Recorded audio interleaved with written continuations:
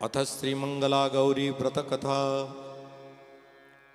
प्राय जन्मपत्री में कई बार कन्याओं के मांगलिक दोष पाया जाता है और ये प्रश्न पूछा जाता है कि इसका कोई शास्त्रीय उपाय है क्या।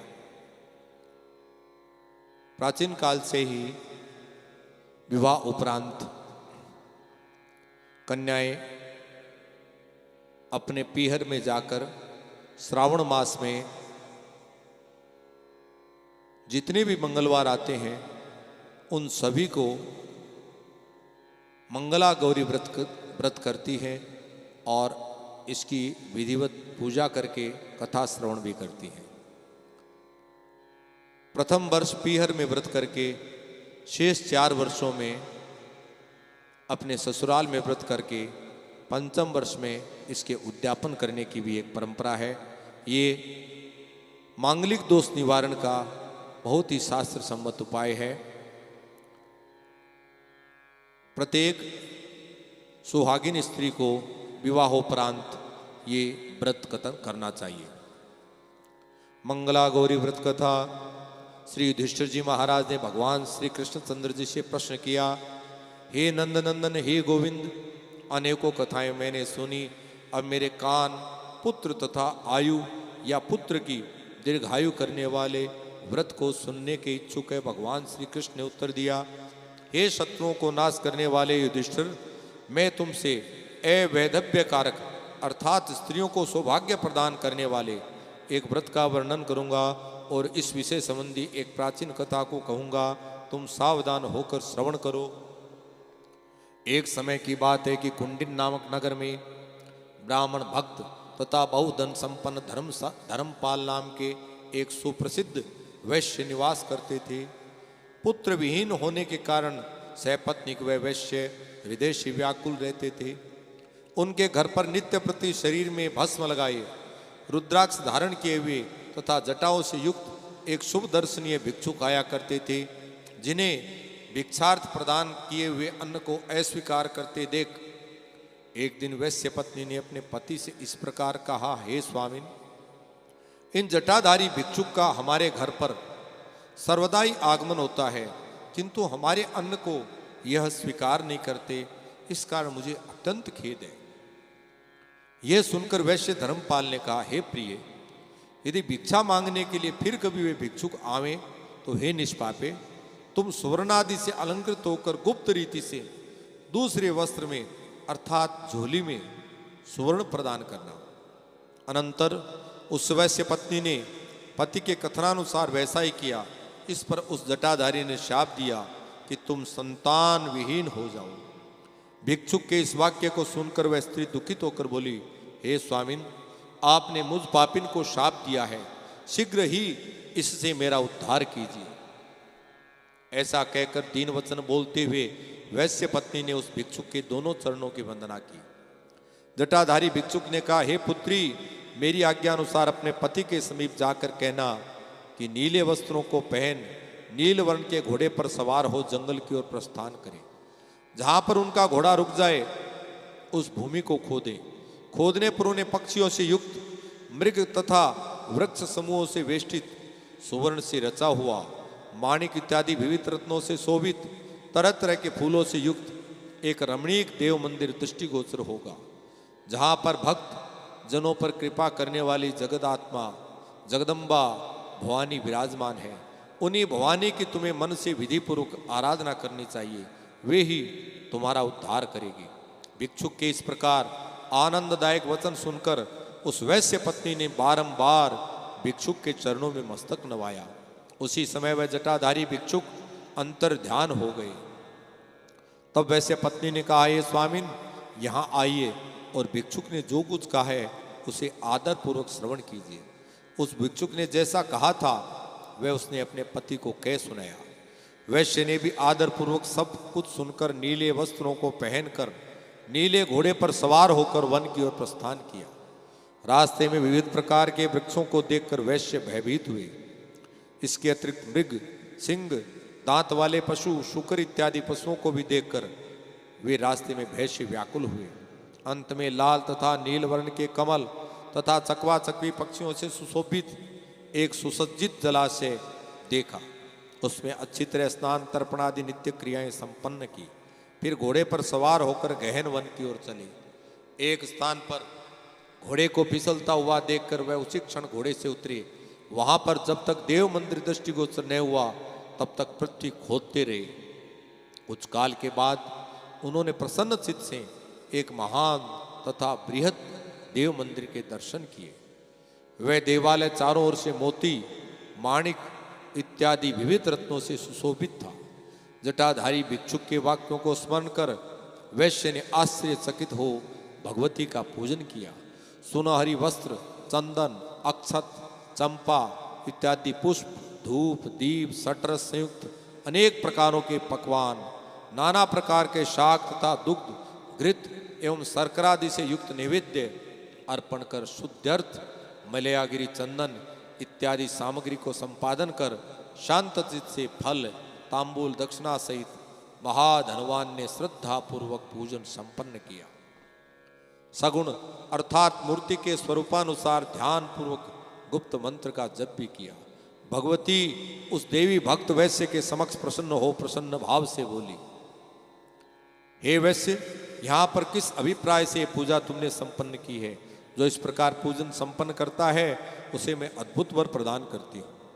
यह सुनकर धर्मपाल हाथ बांधकर भगवती के आगे खड़े हो गए। श्री भगवती ने कहा, हे धर्मपाल, तुमने मेरी बहुत ही अच्छी प्रकार से पूजा संपन्न की है। हे निष्पाप, हे मेरे भक्त, वर मांगो, मैं तुम्हें बहुत धन प्रदान करूंगी।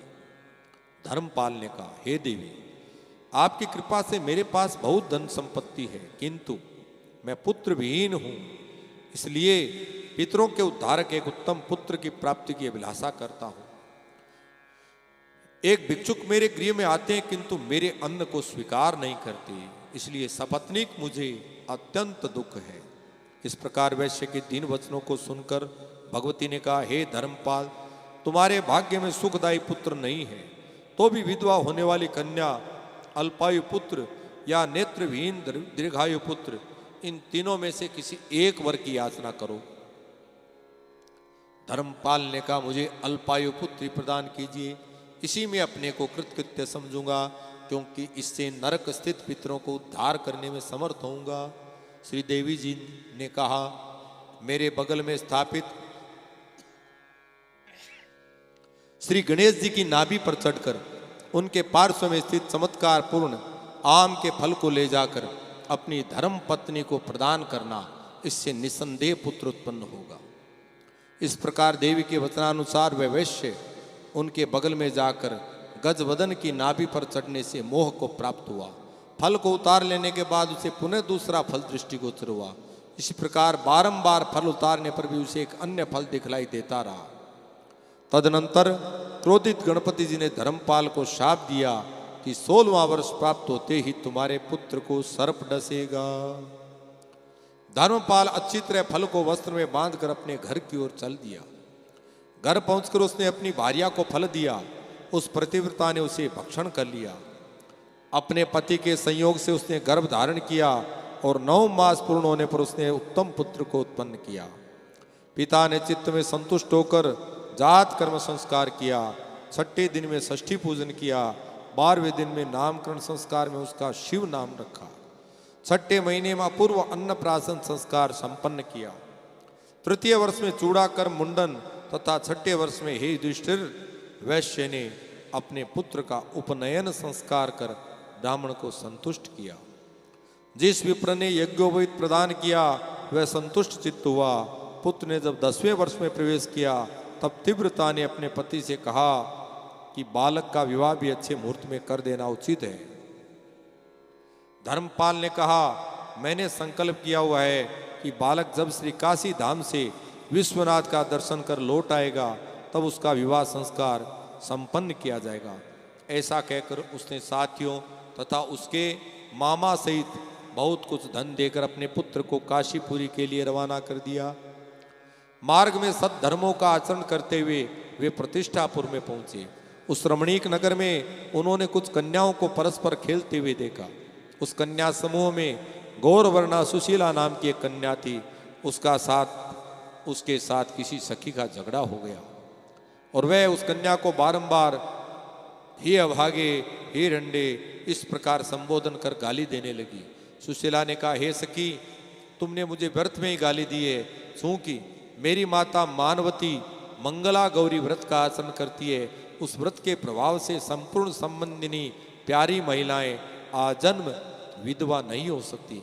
फिर उसकी कन्या के विषय में कहना ही क्या है, अर्थात वह तो विधवा हो ही नहीं सकती। यह सुनकर वह सखी बोली, हे भामिनी, उस व्रत के प्रभाव को निश्चय वर्णन करो कि जिस व्रत का धूप गंधादि से भी यत्र तत्र पूजन करने से सुख की प्राप्ति होती है। इन वाक्यों को सुनकर आश्चर्यचकित नेत्रों से बालक का मामा उसकी हित चिंता करने लगा कि यदि इस कन्या के हाथ से इस बालक के ऊपर अक्षत पड़ जाए तो यह 100 वर्ष की आयु प्राप्त कर लेगा। आश्चर्यचकित नेत्रों से वह उस सुशीला को देखने लगे। सुशीला के घर की ओर प्रस्थान करने पर उन्होंने भी उनका अनुसरण किया। वह गौरांगी अपने घर में प्रविष्ट हुई तथा उन दोनों व्यक्तियों ने उसके घर के निकट ही एक अच्छे जलाशय के किनारे सुंदर स्थान में डेरा डाला। विवाह का समय प्राप्त जान सुशीला के पिता हरि ने अपनी कन्या के विवाह के लिए चेष्टा आरंभ की तथा हर नामक वर के साथ उसका संबंध करना निश्चय किया। हर के माता पिता ने अपने पुत्र को विवाह हेतु असमर्थ जान शिव के मातुल के पास पहुंचकर विनय पूर्वक शिव को मांगा। वर के माता पिता ने कहा कि हमारे हर पुत्र का विवाह हरि की शोभना कन्या सुशीला के साथ निश्चित हुआ है, किंतु सुशीला के लिए यह असमर्थ मालूम पड़ता है। इसलिए हे श्रीमान, लग्न काल के लिए आप कृपा कर शिव को प्रदान करें।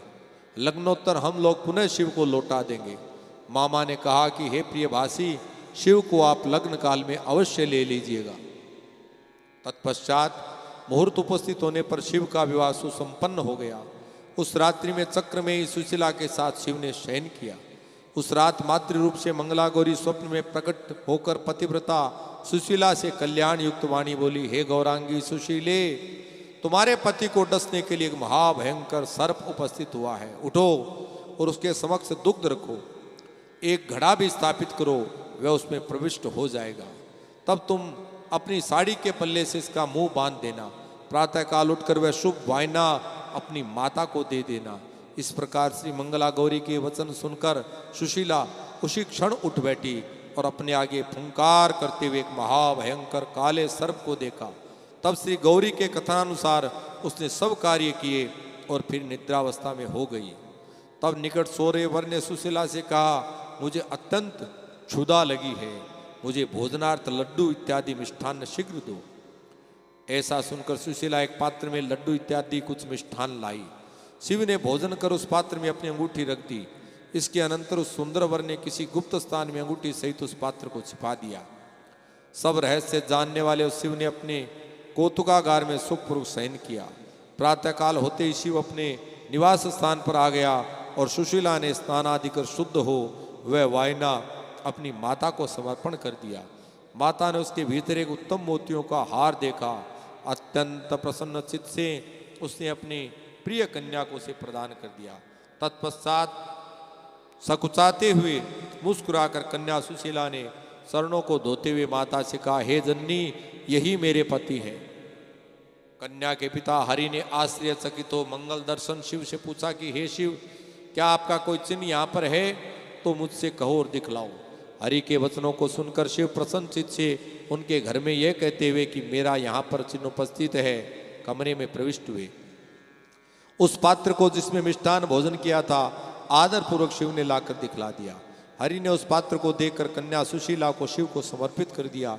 इसके अतिरिक्त बहुत रत्न वस्त्र तथा स्वर्ण प्रदान किया। सुशीला को लेकर बहुत कुछ धन वितरण करते हुए उन दोनों ने प्रस्थान किया। श्रावण का महीना प्राप्त होने के कारण मंगलवार के दिन सुशीला ने मंगला गौरी का व्रत आचरण किया। 1 योजन की यात्रा करने के बाद उन लोगों ने भोजन किया।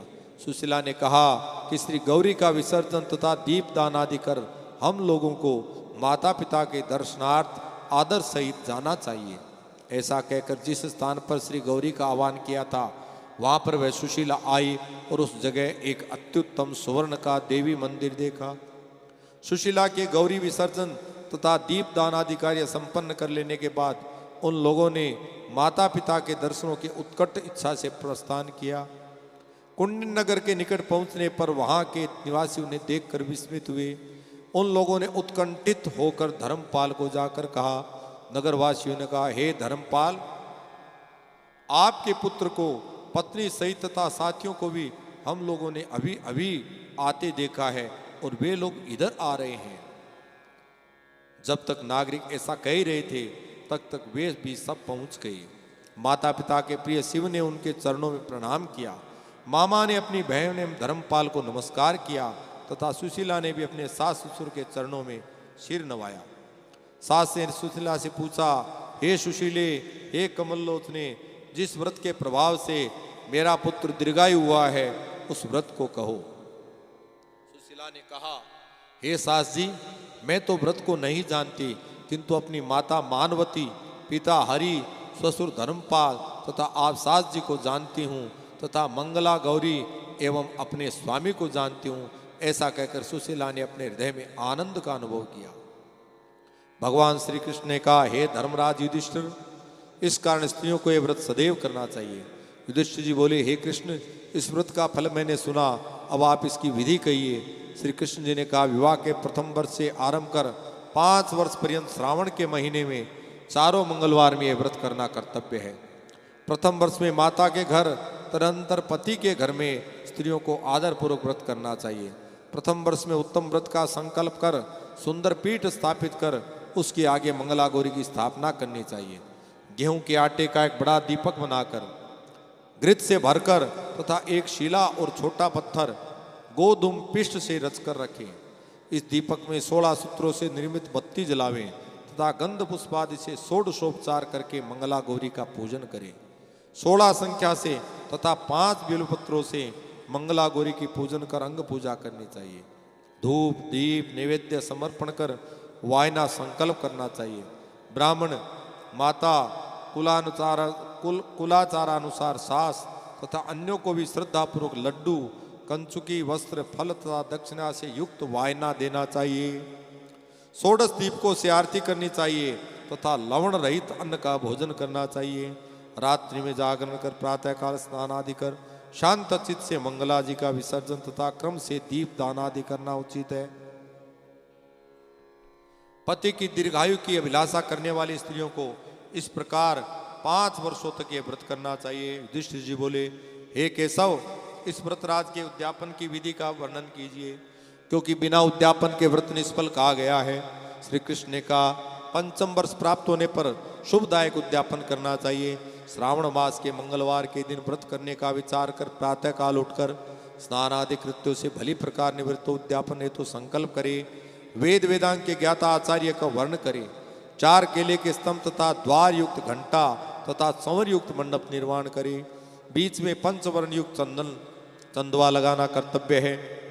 मंडप के बीच में चतुरस्र वेदी निर्माण करें। चांदी की बड़ी शिला तथा सुवर्ण का एक प्रस्तर निर्माण करावें। उस वेदी पर पंचरंगों से लिंग तो भद्र मंडल की रचना करनी चाहिए। उसके ऊपर एक मन के चतुर्थांश अर्थात 10 सेर धान की स्थापना कर स्वर्ण चांदी या ताम्र के कलश की विधि पूर्वक स्थापना करें। उसमें पंचरत्न तथा सर्वौषधि इत्यादि पदार्थों को कलश स्थापन विधि के अनुसार छोड़ें एवं पर ताम्र का पूर्ण पात्र रखना चाहिए। सुवर्ण की श्री गौरी प्रतिमा बनाकर उसे कलश पर स्थापित करनी चाहिए तथा डमरू की आकृति के 16 आटे के दीपक बनावे। 16 तंतों से बना दीपक जल में जलाएं। आरती में चांदी का दीपक तथा स्वर्ण की बत्ती रखकर अर्पण करें तथा रात्रि में कथा श्रवणादि द्वारा जागरण करें। हे युधिष्ठिर, प्रातःकाल अग्नि स्थापन कर तिल अक्षत तिलादि द्वारा निर्मित साकल्य से गौरी मंत्र से हवन करें। हवन में बिल्व पत्र युक्त कर 108 पृथक पृथक आहुति प्रदान करें। 16, 8 या 4 सपत्निक ब्राह्मणों को भोजन कराना चाहिए। माता का पूजन कर वस्त्रादि युक्त वायना संकल्प करके देना चाहिए। ये पकवान ताम्र पात्र तथा वस्त्रादि से संयुक्त हो। ब्राह्मण को खीर इत्यादि का भोजन कराकर स्वयं इष्ट जनों के साथ भोजन करे। इस प्रकार विधि पूर्वक मंगला गौरी व्रत करने से वैधव्य दोष का निवारण होता है। बोलिए मंगला गौरी मैया की।